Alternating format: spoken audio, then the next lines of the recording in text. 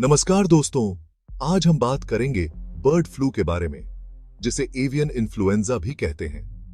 यह एक वायरस से होने वाला संक्रमण है जो पक्षियों में होता है और कभी-कभी इंसानों को भी हो सकता है।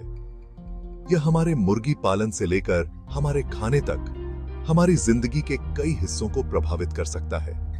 आइए इस वीडियो में हम बर्ड फ्लू के बारे में अच्छे से समझते हैं, इसके लक्षणों से लेकर बचाव के तरीकों तक, और यह भी जानेंगे कि अगर यह बीमारी फैल जाए तो क्या करना चाहिए।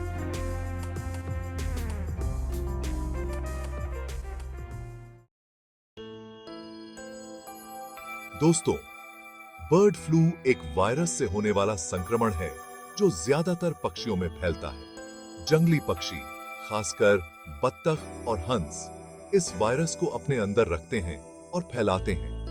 लेकिन यही वायरस जब पालतू पक्षियों जैसे मुर्गियां और टर्की में फैलता है तो यह बहुत खतरनाक हो सकता है। H5N1 और H7N9 इंसानों के लिए सबसे ज्यादा खतरनाक माने जाते हैं।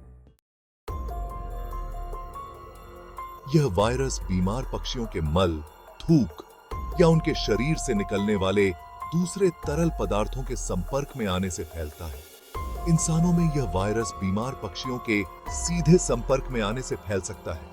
यह बीमार पक्षी का मांस ठीक से न पकाने से या ऐसी जगहों पर काम करने से भी हो सकता है जहां यह वायरस हो, जैसे मुर्गी पालन केंद्र। दोस्तों, यह समझना बहुत जरूरी है कि बर्ड फ्लू के लक्षण क्या हैं, ताकि हम समय पर इसका इलाज करवा सकें। पक्षियों में इसके लक्षणों में सांस लेने में तकलीफ, सुस्ती, भूख कम लगना और अंडे कम देना शामिल हैं।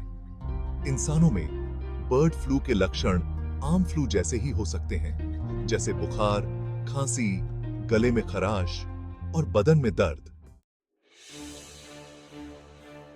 मुख्य रूप से दो प्रकार के बर्ड फ्लू वायरस होते हैं जो इंसानों के लिए खतरा पैदा करते हैं। पहला है H5N1 जो 1997 में हांगकांग में पाया गया था। दूसरा प्रकार है H7N9 जो 2013 में चीन में पहली बार पाया गया। दोस्तों, बर्ड फ्लू से बचने के लिए कुछ आसान उपाय बहुत काम आ सकते हैं। सबसे पहले, बीमार पक्षियों से दूर रहें। मांस को अच्छी तरह से पकाएं, खासकर मुर्गी और अंडे को। कच्चे मांस को धोने के बाद अपने हाथों को साबुन और पानी से अच्छी तरह से धोएं। ये सब आज ही के बे हाथों का बेहे। बर्ड फ्लू का प्रकोप मुर्गी पालन के लिए बहुत बड़ा खतरा हो सकता है। इससे बहुत सारे पक्षियों की मौत हो सकती है, जिससे अंडे और मांस का उत्पादन कम हो सकता है। इस स्थिति से निपटने के लिए कई देशों में सरकारें उन जगहों पर जहां यह बीमारी फैली है, पक्षियों को मारने का आदेश देती हैं।